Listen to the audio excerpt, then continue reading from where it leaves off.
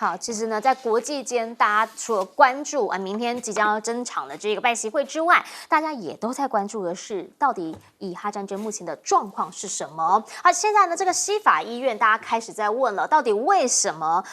一家医院，然后以色列这边一定说一定要攻进去，像他们的讲法就是说，因为这个里面全部都是哈马斯啊，所以我们一定要把它给摧毁掉之后，我们才有办法真正将哈马斯给完全的掌握。那基本上呢，到目前为止，他们就直接讲了，因为呢现在要让人直接往南部移嘛，所以呢这个原本的人肉盾牌没了。那目前呢，他们第2号人物叫做辛瓦尔呢，说已经在地道底下，那已经呢现在完全以军掌握了这一些的地道走廊，那所以呢现在也把它困在地道里面，听起来就是已经是瓮中物了。但是呢，到目前为止，哈马斯这一边他们开始有释出一些的善意，要求的是停火。原因是因为他们讲了，有70名的人质现在在他们的手上，是妇女，是儿童，他们希望呢能够将他们给释放，要求卡达，也就是一直以来在协调是否能够停火的这个第三方，说你去跟以色列讲，如果他们停火5天，而且是全面停火，不是这边停个4小时，那边停一下哦，全面停火5天，那我们就会让这70名的人质通通回家。好，可是呢，他们以色列这边就直接讲了，说现在我们没有办法停，原因是因为我们才刚刚的掌握，同时呢，我们一定要一口气的把他们给逼到绝境。那到目前为止呢，已经开始在为第2阶段的攻击在做准备了。这是华盛顿邮报的报道说，他们其实呢，包括了约旦河的西岸，还有其他的地方，现在都在做相关的准备。因为当地的巴勒斯坦人有讲到，现在在约旦河西岸，就连约旦河西岸都有一种快窒息的感觉。原因是因为呢，不但提高限制，甚至呢，这个施暴的行为更加的猖狂。那到目前为止，以色列这一边呢，他们是全面的在围堵，就连真主党这一边，说呢是透过了黎巴嫩的阿拉伯频道在帮他们讲话，所以就直接禁播到什么程度呢？报声援巴勒斯坦的一些文章，现在都在社群媒体里头也通通会被删文。所以呢，如果说你最近有看到西瓜文，其实为什么会出现？原因就是因为它的配色跟巴勒斯坦的他们的国旗呢是一样的，他们要声援的是巴勒斯坦不公平的对待。基本上呢，到目前为止，这全球的局势情势一直在战争中的转变。好，原因是因为现在呢，美国国务院不是有很多人跳出来声援巴勒斯坦吗？那布林肯呢，他现在也已经回应了，说尊重，但是呢，还是支持以色列方面的自我保卫。拜登现在也有说话，说呢，其实啦，你们西法医院这边应该要保护医院。那有人就讲啦，这样是不是在这个以色列这边呢，叫他们不要动？后来白宫这边马上有澄清回应，说只是希望能够保护、减少平民的死伤。那拜登现在呢，就也要促进印尼来帮助解决以巴冲突。只是问题来了，到底美国现在在这整场的这个战事当中有没有出手呢？好，原因是因为呢，现在大家一直在讲啦，说不能拿医院当人肉盾牌啦，又或者呢，拜登也喊话说要保护医院啊。但是先前美方他们有曾经讲，在地中海这一边说有这个5名军人有飞机坠机，5名军人罹难。那个时候的讲法是说他们是去做空中加油训练，但现在传出的说是飞机上头那5位美军是特种的作战人员。那为什么特种作战人员他们的直升机会飞到地中海附近？他们去做什么？美国现在在这一场战役当中，拜登一下讲这样，一下讲那样，到底有没有希望真的阻止平民的伤亡？态度是什么？回过头请教政援委员怎么样来看？以军现在已经讲了，西法医院非攻不可，因为那是哈马斯的大本营。从昨天的资料来看的话，哈马斯已经走到了弹尽援绝的地步。因为哈马斯是一个武装政党，这个政党呢，总共有20名的政治局委员，到昨天为止已经有了12名政治局委员阵亡了。现在他的1号人物跟2号人物，事实上实际指挥的是2号人物或者3号人物，目前已经在地道中被锁住了。好，所以对于这个以军来讲他是要攻守这些领导人物来谈判要回人质，他已经到了这个阶段。因为地面上的作战，哈马斯都已经失去了能量，因为他没有外援，没有补给。一个军队没有外援，没有补给，那很自然的，很容易失去战斗的力量。对于这个美国来讲，它的国际声望这一次是大幅下跌，尤其是在穆斯林国家、第三世界南方国家啊，基本上除了 G7 以外，它的能量声望大跌。可是，在 G7 里面，它仍然获得了强力的支持。就以昨天为例，昨天呢，这个德国总理肖兹啊，在公开讲，他不赞成以巴停火。他认为你现在停火了以后，那哈马斯又会回来，那又会有足够的弹药，那重新再打一场战争会继续延下去。所以他的立场是反对以色列停火。连肖兹都这么讲了，你可以想象其他英国啊等等的。所以有 G7 这些有钱的大国挺以色列的话，对以色列来讲就像一个保护膜一样。所以，尽管有这么多的老百姓不满，那以色列这2天也很成功的开了几个所谓的羊肠小径的指定途径，撤退了平民或者所谓的难民，那只剩下几个医院而已。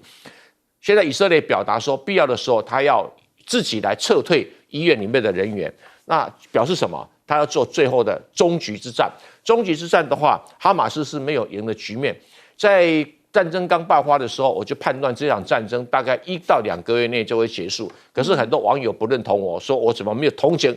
巴勒斯坦人混在不解。我是理性冷静在判断，现在结局果然是往这个方向走，剩下的是战后之间怎么收拾。所以美国当然要拜托全世界人口最大的穆斯林国家，就是印尼啊，来帮忙，看能不能在善后。因为印尼这个角色很特殊，它虽然是穆斯林国家，但是它在以巴或者俄乌的时候，相对都温和的反应，所以有足够的角色来扮演这种未来可能安排2个国家的制度或者什么方式的安排，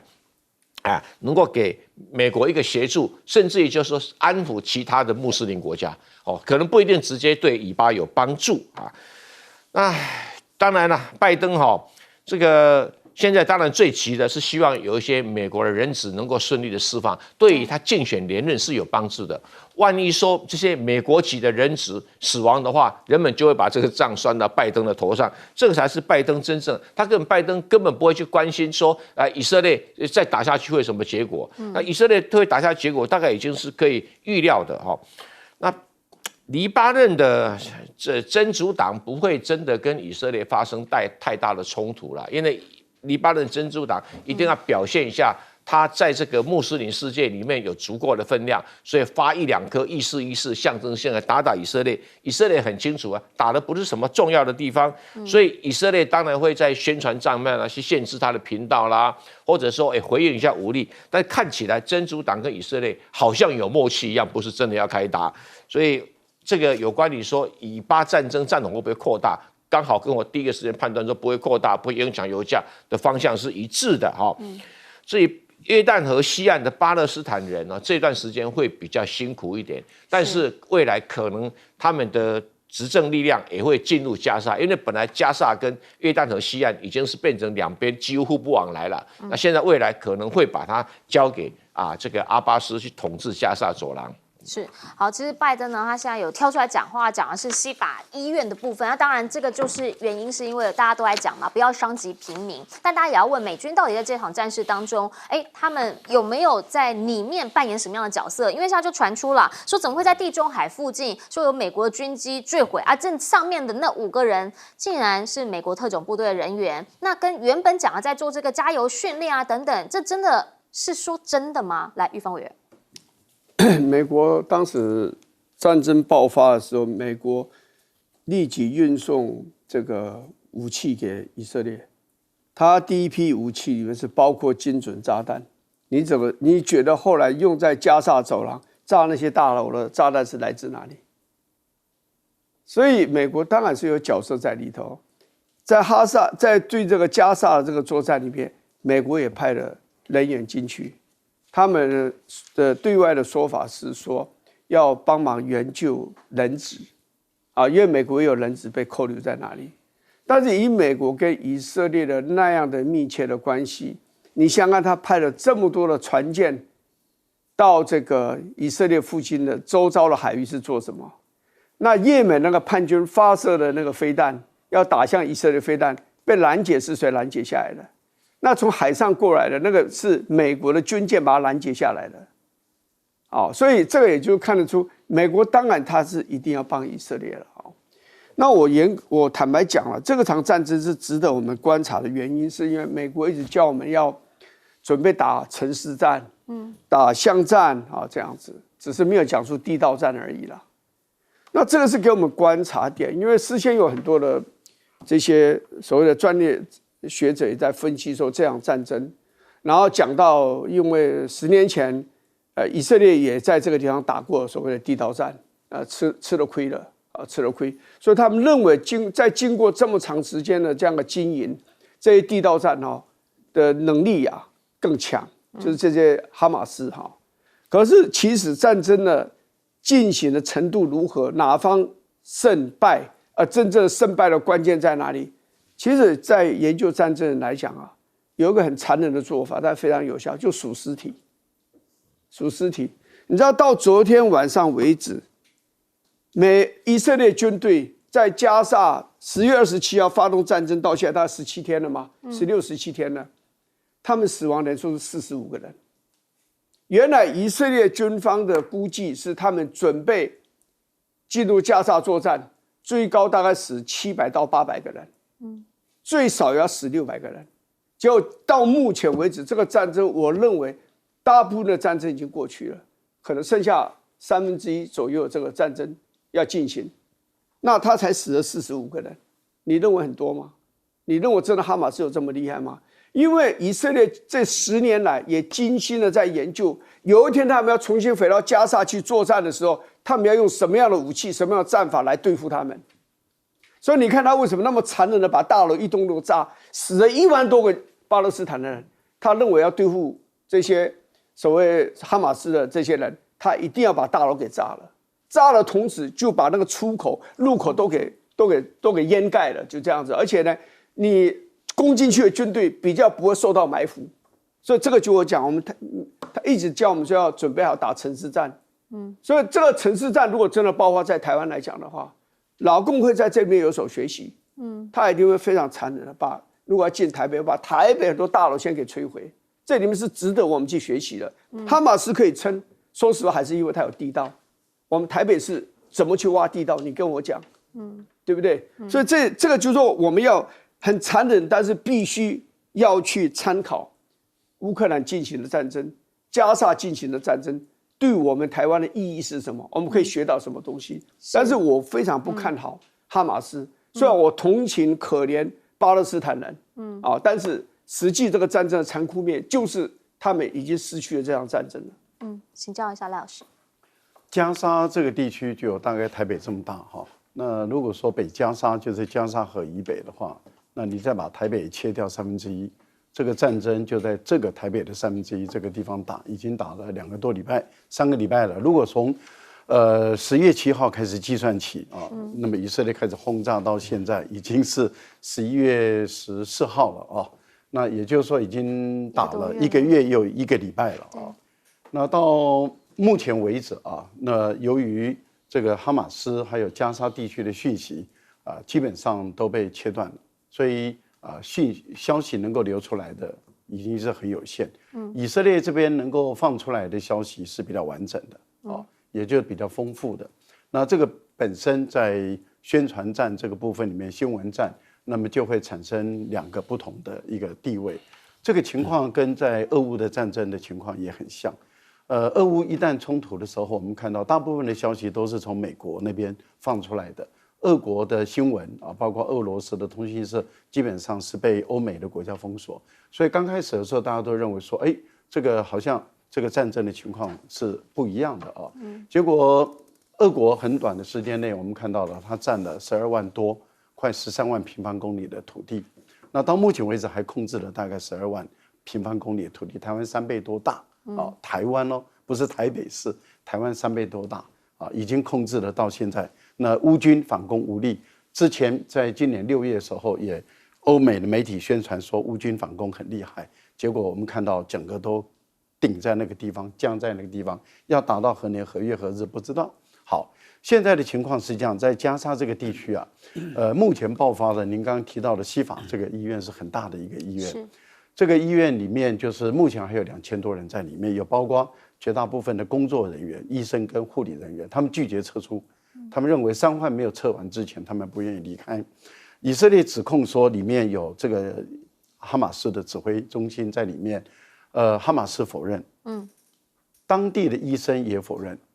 但是我们也不确定，等到以色列打进去之后，会不会找到他的指挥中心啊？这个我们也不确定啊，因为这个消息基本上来讲都是以色列供应的。那以色列也供应了另外一个视频，说他们打进一家儿童医院的时候，有看到有一个地下道啊，有一个隧道，说那个就是那个哈马斯他们的指挥中心。但是也有很多人怀疑说，那应该是紧急避难所，不像是指挥中心等等。反正基本上所有的讯息基本上是都在以色列这一方。那因此我们可以确定的地方是在哪里呢？是到目前为止。1/3台北这么大，1个半月、1个月又1个礼拜，以色列还没有办法完全控制。那消息面里面，人造卫星所侦测的就是以色列原本在北加沙部署了300多辆坦克，现在只剩下200多辆，那100多辆跑去哪里？那有消息是说这100多辆被拉回去做维修。那换言之，也就是说，这100多辆相当有可能在进入北加沙的时候有被攻击到，然后有些被瘫痪了，然后被拉回去了等等的。但至少只剩下200多辆，这是我们所拿到客观的讯息。这代表什么意思？代表这一场混战到底还要打多久？坦白说，美国拜登没把握，内塔尼亚胡也没把握。其实到这场战争呢，到目前为止，明天所登场的拜习会，大家说一定会提到这个地域上面的这个情势，而另一个方面呢，则是现在叶伦在今天呢是已经跟这个兰佛恩见面了。那财长的见面呢，大家就开始在问美国这一回他们如何来面对中国？原因是这几年呢，他们发展了一个名词嘛，叫做友岸外包。那个时候，2022年叶伦第一次提到的，什么叫友岸外包？就是把我的朋友拉进来，一起来抗衡中国。好，那个时候呢，有谁是赢家啊？他们找了谁？找了印度嘛，找了越南嘛。那这一些到底现在目前的进度是怎么样？比如说啦，印度呢，它的国外直接投资的数字，2020年呢，美国占比是22%，现在呢是已经排在第2位了。但是真的有比较好吗？好，看看越南。越南现在有一个新的数字提供给您，他们的总理呢是已经坦诚了，在今年经济成长的部分只能够保5而已，甚至呢在 Q4，也就是第4季的时候，胡志明市有可能增加的人数会。裁员的人数会增加。至于在印度的这个部分呢，之前为什么会把它拉进来？原因是因为要当苹果供应链，中方这边可以全部把它挪过去。结果现在苹果告诉你啦，说没有，我们在大陆销售的都会是在大陆组装啊。原因是因为大陆这边讲了，把我们这边组装的变成了印度组装，那我们不买。现在苹果下的赶紧澄清，跟市场有关系，当然也跟敏感的外交、国情、民族情怀有关系了。其实呢，在这一次的这个拜习会，大家一直在讲，好不容易登场，习近平这一回来到了美国，他说想要看看的是他年轻时的朋友。31岁呢，他那个时候是爱荷华州拜访，还曾经住在美国人的家里面。现在这一群朋友呢，说都被邀请来加州旧金山这边一起来吃饭，你就会发现了。从年头到现在，第一个见的美国人是谁？是他，是那个时候不是第一次去见比尔盖茨吗？后来见了基辛格，见了飞虎队，加上现在爱荷华州的老朋友，甚至还说这次到美国本来想要先见老朋友，也就是先参加这一场商界的会议之后再见拜登，结果马上被白宫喊 no 不可以啊！原因是什么？是你看看葛莱伊就直接讲啦，每一次这种重要的领导人峰会，谁能够处于主导地位，双方其实都会在意这些细节还有做法。当然啦，既然见面了，一定得要有些善意。比如说呢，现在彭博社报道说，最大的善意可能是这个了。拜登在这一回有可能可以再重新的把波音737 MAX 再推回中方市场，因为先前买的连交机都被说不行。那现在还有什么呢？还有的就是美债的问题啊。美债呢，其实今年还会再发嘛。那在现在是不是也能够跟中方这一边来聊一聊呢？原因是现在他们的信评展望有可能因为17号政府会再次面临关门的危机而被调降。好，叶伦已经直接讲了这个部分他是不认同的。至于中方已经讲的很在意的科技或者是供应链的问题，雷蒙多呢现在则是会跟王文涛在 APEC 期间会面，大家就开始在说了，当时雷蒙多去中方访问的时候，华为刚好推出新机，那这一回他们会说些什么呢？在美中之间的关系，这场会晤非常重要，因为这个是巴厘岛会议之后再一次的看到领导人见面。那日本好不容易盼到有一个场合跟习近平同场了，所以现在也直接讲说，是不是希望能够来一场中日领导人的场边峰会？因为现在状况不好啦，像是比如说啦，日装的这个资生堂产品说在大陆的价格直接跳水，那也比如说啦，现在日籍的男子呢被指控说触犯了反间谍法被判刑等等，这一些人民、民间、企业等等的问题，岸田文雄都希望见习近平，直接当面对话，把事情说清楚。但回过头请教一下郑源委员，怎么样来看？好，原因是因为对于美方来说，美中之间的关系至关重要。当年提出的有岸外包，现在看起来又是一个怎么样的状态？美国讲有岸外包，其实就是要敌岸就不外包了，也就是美国要减少对中国大陆的经贸以及投资的来往，那希望美国企业能够移到其他地方去，但首要的就是他在搞所谓印太架构的印度跟越南是拉拢的对象。所以印度有美国的投资资金在这1-2年里面增加也是确实的。可是有一个很怪异的现象，就是印度很多的美国工厂起来的，可是印度对中国大陆的进口又快速的增加，因为他们要买很多上游的原物料或者零组件是只能向中国大陆买，因为印度并没有一个很完整的供应链或者制造业的基础。那越南也有相同的情形，越南现在缺到什么程度？连电都要跟中国买，不然电不够，而且不够的情形又很严重，所以没有办法像以前一样，经济成长率超过5以上。但是经济成长5，越南已经不错了啦，所以有人说越南不好是跟以前比但是因为现在电也不够，包括英特尔本来要到越南去搞一个封装厂，10亿美金也撤了，为什么？就是没有电，没有电你就做不来，而且那个电要高度稳定的电，不是有电就好，不是可以关关停停，也不是可以像台湾降压降频，那不行的对于习近平来讲的话，我觉得他有一个特色他的施政风格硬的越硬，软的也经常会更软比如对台湾这一样，他一下子和平统一、惠台措施、两岸融合，能给你的就尽量给你。可是呢，军机不断的在台湾建立一个很清楚的跨越海峡中线、跨越台湾，甚至于很接近台湾所谓12海里的海岸，那个情形就很清楚。所以对美国，他基本上也是这样子的，他的柔性学习蒋经国一样，我要有民间友人交往到美国，而且是他年轻的时候去人家那边吃过一顿饭，他的牢记在心这个是一种很成功的对民间的外交的一个做法。那你说他会在拜登的相互对话的时候他会很软，那就不会了特别是谈的台湾问题，他不可能放软。那至于其他问题，他也许可以随便拜登是怎么讲，但是台湾问题，他的红线中的红线是不可能逾越的。至于葛莱仪讲说，每次都讨论谁是主导地位，这葛莱仪很无聊这个中国跑到欧洲去当俄乌战争的主导地位，他跑到中东是干什么嘛？中国只要在西太平洋，在自己的合法权利里面，尤其台湾海峡跟南海，他要有主导地位，这天经地义他会跑到说鄂霍次克海去争取主导地位吗？不会。那太平洋他也不会跑到关岛或者夏威夷跟你抢什么主导地位。对葛莱仪哦，每次都是那种有色眼光哈，他自己心里有鬼，觉得美国我全在世界每个地方都要主导地位，怎么可以缺一块呢？那对不起啊，中国崛起，你这一块是非缺不可，而且一定要缺的，因为你已经没有实力在应付这一种很高度重大的一个摩擦跟可能的战争，你已经超过了实力，已经没有那办法的。那雷蒙多要再跟王文涛见面。这真是会无好会啦，好。不过在经济上中国在这方面只是讨一个公道而已不会有什么太重大的摩擦。那如果考虑下单买波音737那真的是波音的股价会大涨啊。因为波音已经憋太久了所以日本首相那我看就算了，你继续排核污水，习近平跟你见面那才怪了。是我们先进下广告，广告回来我们继续请专家点评。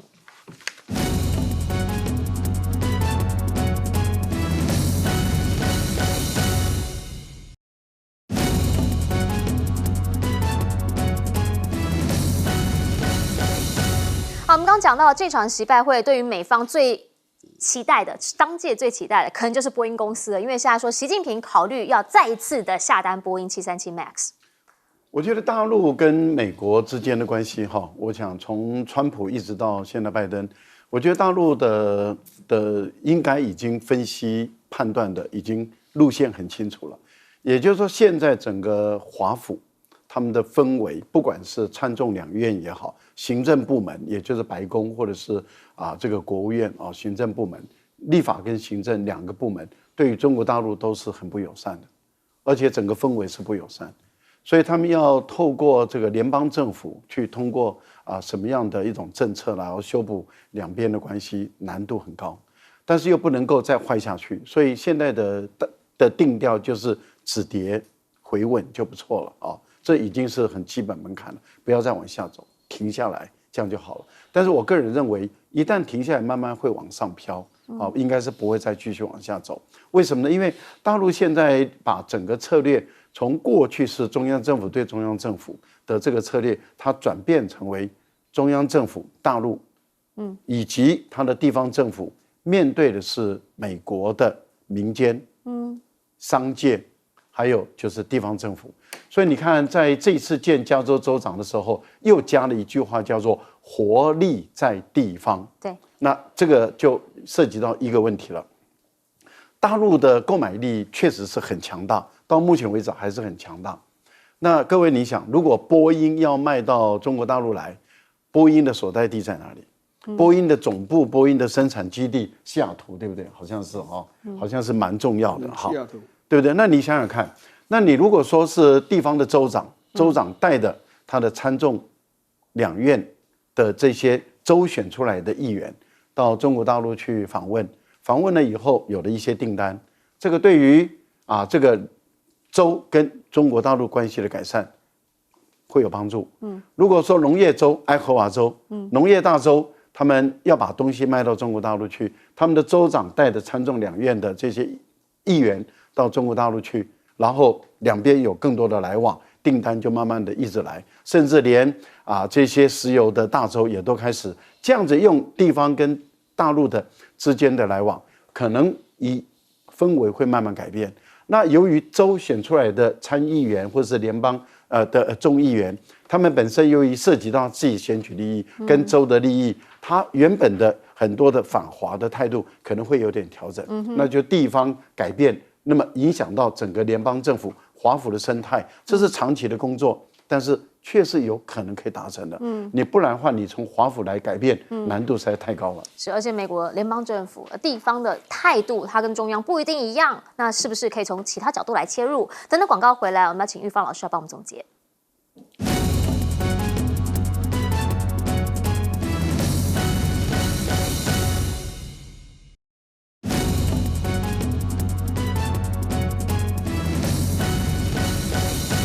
好，节目最后要请玉芳老师帮我们总结。那英文有一句话叫 “money talks”， 就是钱会说话。所以呢，美国跟俄罗斯现在几乎可以说已经撕破脸了。那美国跟中国大陆关系其实过去几十年也不是很平顺，但为什么不会撕破脸？经贸是一个很重要的一个因素。所以这个波音这个字到最后必然是这样。这波音某种程度就是谈判的筹码嘛。那中国大陆市场这么大。你波音不可能丢掉大陆的市场啊。那所以现在中美关系闹这么大，当然这些波音会用尽所有的力量，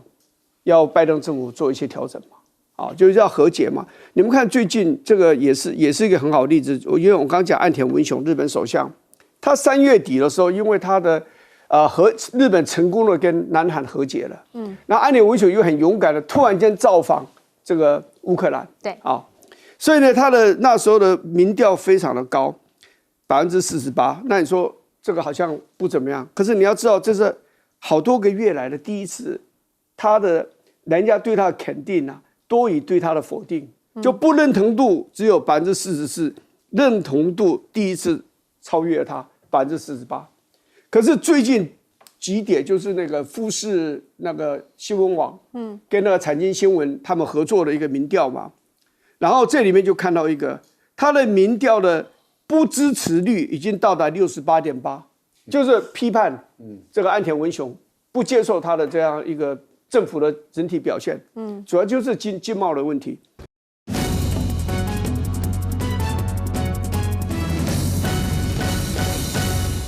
大家午安，我是陈燕莹，欢迎来到新闻大白话。接下来这1小时国内外大小事，要用您听得懂的话说给您听。现在介绍这1小时来宾，首先介绍是国际政治专家赖岳乾老师，主持人好，观众朋友大家好，以及北京清华大学法学博士蔡正元，主持人好，大家好，还有国际战略学者林玉芳老师，大家好。好，一开始要先带您来看到的是在现在呢，联合报出了一份民调出来，那大家就开始在问啦，包括了这个民调里面侯柯侯都是赢赖萧，可是这个部分大家不知道有没有注意到，就是现在到底大家想要把民进党换下来，这个民调数字怎么样解读？因为他问了一句说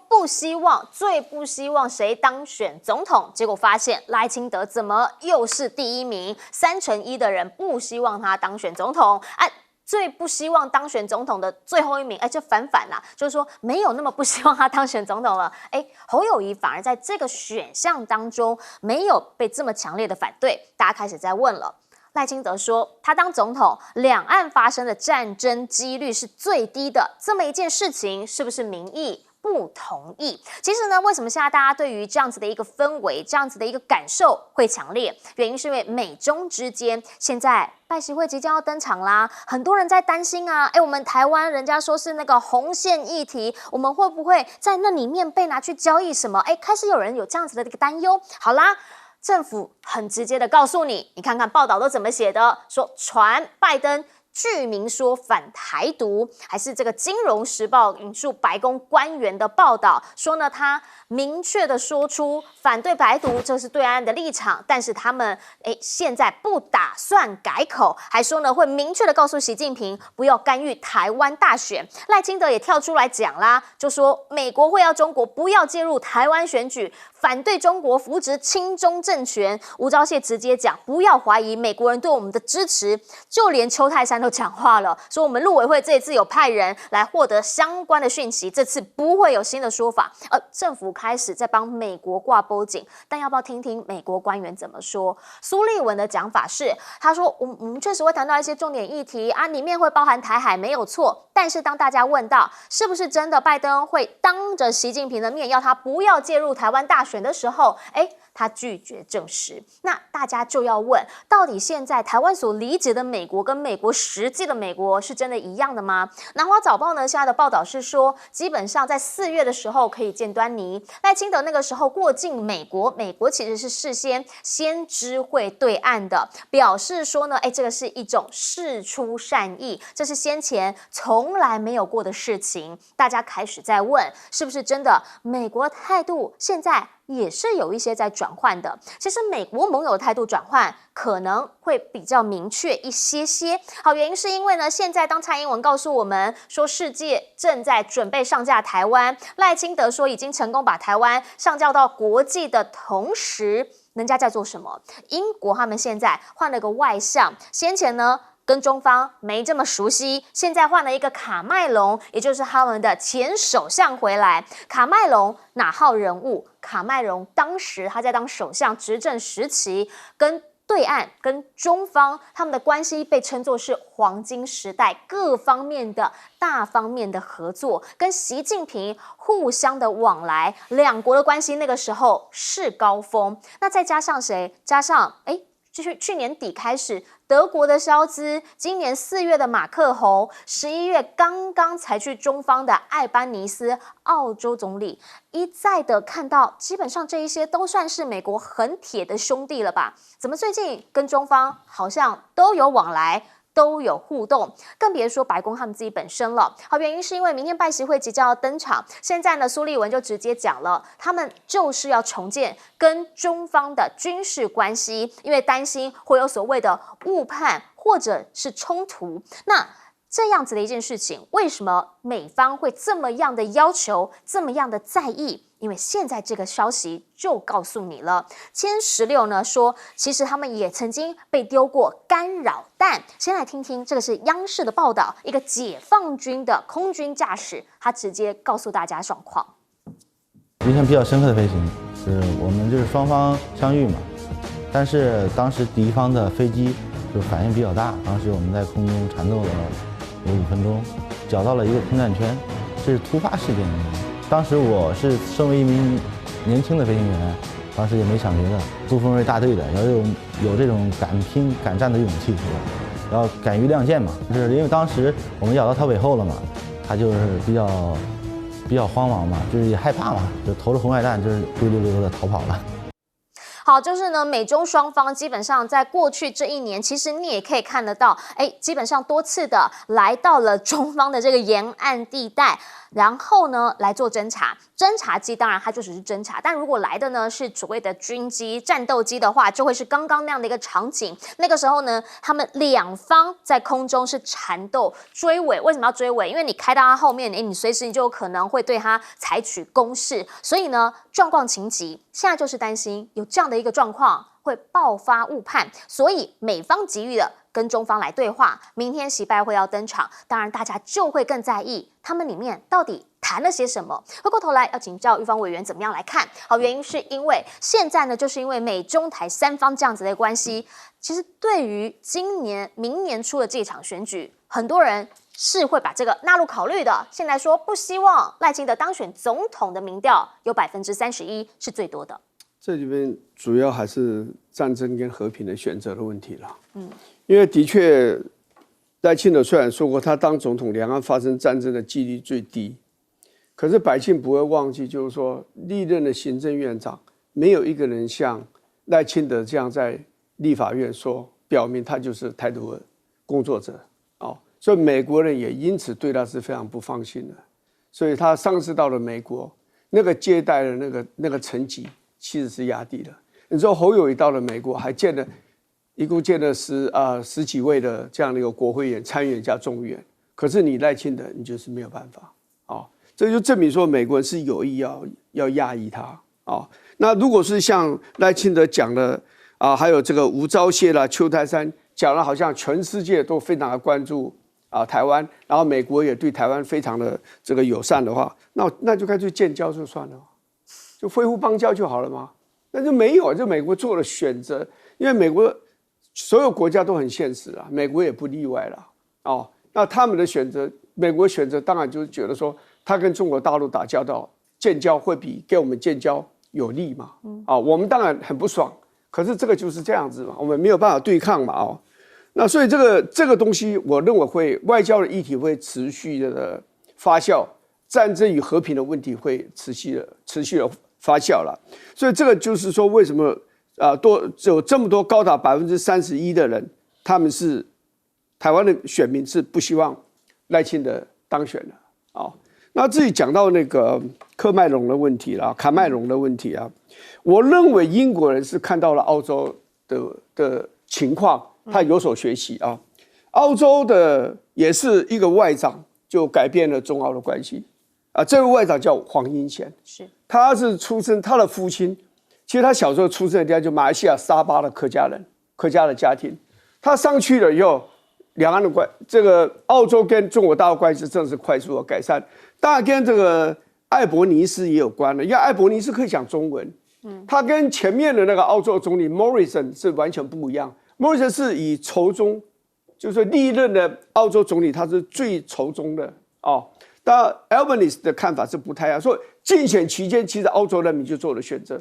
澳洲这个 Albanese 在竞选，他是工党，工党是被这个 Morrison 他们描绘成是个亲中的这样一个政党，可是这个亲中的政党当选了，所以当然这个 Albany 他就任用这个黄英贤当外交部长。那黄英贤也讲，我们今后对中国政策要重新考虑，要走一条更加深思熟虑的这样一个外交政策。所以他上来以后，他是5月23号吧就任的吧，新的政府澳洲。你看中国大陆跟澳洲的整个的铁矿、煤矿，包括红酒、龙虾、棉花这些都大幅的上扬。哦，那中国大陆又成为这个澳洲最大的这个出口国。所以这个就是说，我们要去注意的，就是说，我们周围的这些国家，特别大国，他们在改变他们外交方向的时候，我们自己要放在心里，要有所了解，而且要有所因应啊。是，请教郑元委员怎么看？赖清德讲说，他发生战争的几率最低，可能跟美国人看法不一样。上一次艾森伯格 AIT 主席特别跑到台湾来，高声讲说美国不支持台湾独立，是讲给谁听的？就是讲给赖清德听的。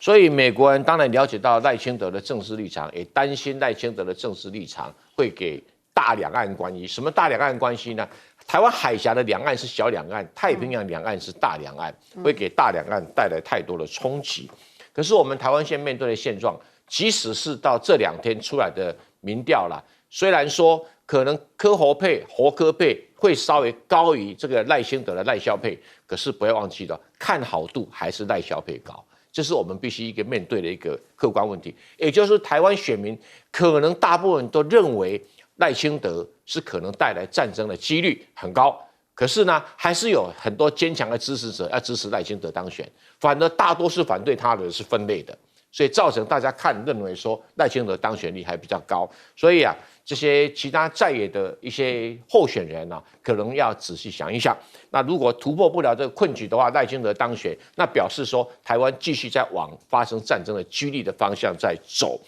美国当然不希望台海发生战争啦，因为美国从最近的俄乌战争、以巴战争，它的实力真的相当的有限，所以面对一个更强大的中国大陆的解放军来讲，美国讨不到太大的便宜。就以说美国动不动来侦察机、来军机到台湾海峡来晃一晃，可是如果解放军真的要出手的时候，美军也占不了便宜。虽然说标题说，哎呀，什么这丢干扰弹啊，那个都不是问题，因为毕竟你解放军的基地离你的空域近，你美军的这个基地离这个空域太远了一点，所以对于美国来讲，当然要想办法管控中美的冲突，他仍然希望维持着可以在台湾海峡附近展示他的军力，不管是1年1000次、2000次，可解放军跨越台湾海峡以及所谓的 ADIG 到了这个东太平洋或者西太平洋威利宾海域的次数，也不止2000次啊，也不止2000架次，多得不得了。所以两方面的输赢如何，已经看出端倪来了。那美国当然很着急，可不可以我们双方面在台湾问题上达成妥协？